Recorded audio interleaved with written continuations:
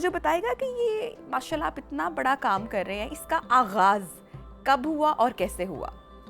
Madam اس کا تھوڑا سا بیک گراؤنڈ ہے. I would like to highlight that Sofia جو میری مسز ہیں، ان کے جو she is the only child of a parents, بہن بھائی نہیں ہیں صوفیہ کے. تو ان کے جو والد تھے میجر رشید بڑائچ صاحب، ان کو 1995 میں اچانک کوئی خیال آیا، پتہ نہیں کیا ان کے دماغ میں آیا ہوگا، کہ وہ خود تہجد کے وقت اٹھنے لگے، اپنے ہاتھ سے لنگر بناتے تھے، اور چبرجی اور ریلوے اسٹیشن پہ جو مزدور فٹ پاتھ پہ سوئے ہوتے ہیں ان کو صبح جا کے ڈرائیور کے ساتھ اپنے ہاتھ سے ناشتہ کراتے تھے. In 2009 when he died of a sudden heart attack, تو بے شمار دنیا، I being the only son in law and son as well، تو لوگ مجھ سے افسوس کرنے آئے، بہت سارے لوگ آئے، بے شمار دنیا آئی. اینڈ everybody said وہ یہ بھی کرتے تھے، وہ یہ بھی کرتے تھے، وہ اس طرح مدد کرتے تھے. تو we especially I came under a lot of pressure کہ کیسے ہو پائے گا. لیکن وی ڈیسائیڈیڈ ایز اے فیملی کہ وی ول کنٹینیو. ان کے زمانے میں کوئی 2009 میں 300-350 بندے کا لنگر جاتا تھا. We decided that we will continue it.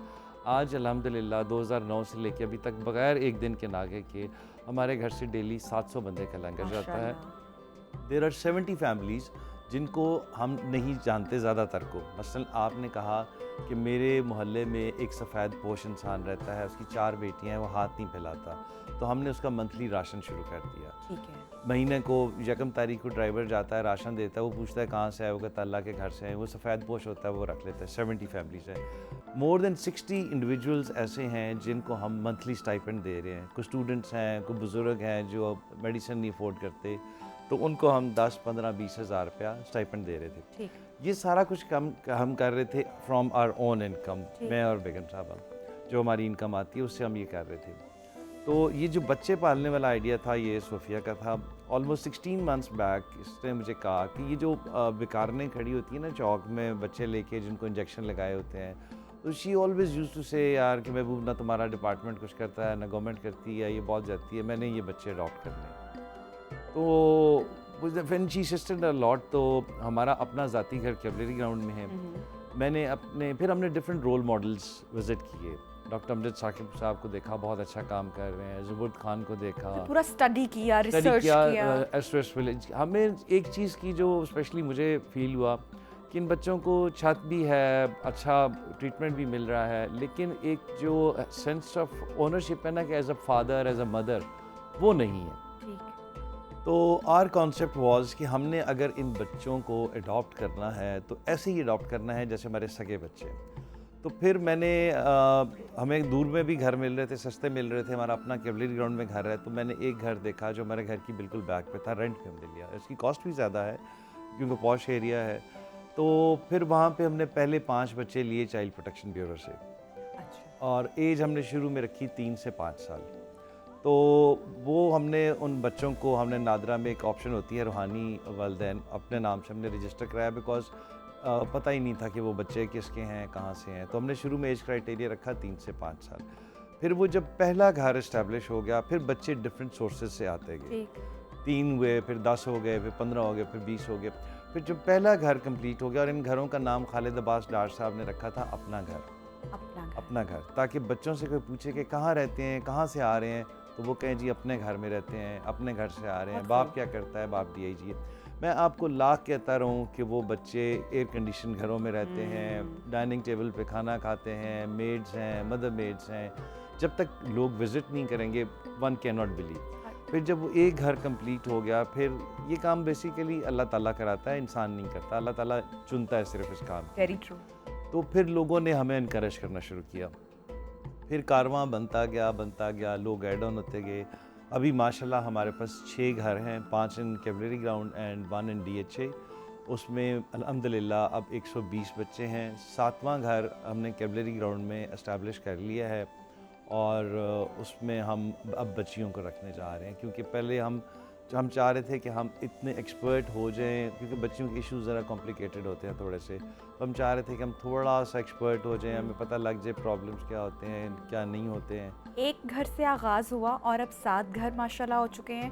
5 بچوں کی اڈاپشن سے سفر کا آغاز ہوا اور اب ماشاءاللہ 120 ہو چکے ہیں. تو یہ سلسلہ माशाल्लाह मेरे ख्याल से आगे बढ़ता ही चला जाएगा, कोई नंबर तो ज़हन में नहीं होगा सोफिया जी? हमेशा से महबूब एक ही बात कहते हैं कि मेरी ये ख्वाहिश है और ये मेरी ज़िंदगी की एक ही ख्वाहिश है कि इन बच्चों के आगे मैं जितने ज़ीरोज़ लगा दूँ वो कम है। लाइक जैसे ये बच्चे 5 थे ना, तो ये पहली बात इन्होंने ये कही थी कि मेरा दिल चाहता है इन बच्चों के आगे जितने मैक्सिमम ज़ीरोज़ ऐड करूँ। तो ख्वाहिश तो हमारी यही है कि हमारे मुल्क में कोई भी बच्चा अगर यतीम हो जाए, बेसहारा हो जाए, तो उसे ये फ़िक्र ना हो कि उसे कहाँ जाना है। उसे पता हो कि उसके वालिदैन का घर है, वो यहाँ आएगा, वो यहाँ रहेगा और इसे वही प्यार मिलेगा जो सगे वालिदैन से मिलता है। अच्छा सोफिया जी, जिस तरह से अभी सर ने फरमाया आपके जो वालिद की जो एक हिस्ट्री और जो बैकग्राउंड स्टोरी हमारे साथ सारी शेयर की, किस तरीके से लंगर लगता था और किस तरीके से कुछ चंद ख़ानदानों को फैसिलिटेट किया जा रहा था, तो आई एम श्योर कि वो आंसर आपकी तरबियत में भी रहा होगा। लेकिन what was the first time जब आपको इन बच्चों की जो महरूमी है उसका एहसास हुआ और आपको वो थॉट आई कि नहीं, मैं इनके लिए कुछ कर सकती हूँ या करना चाहिए, और किस तरीके से आपने इनको कन्वे किया या कन्विंस किया या अपने दिल की बात शेयर की?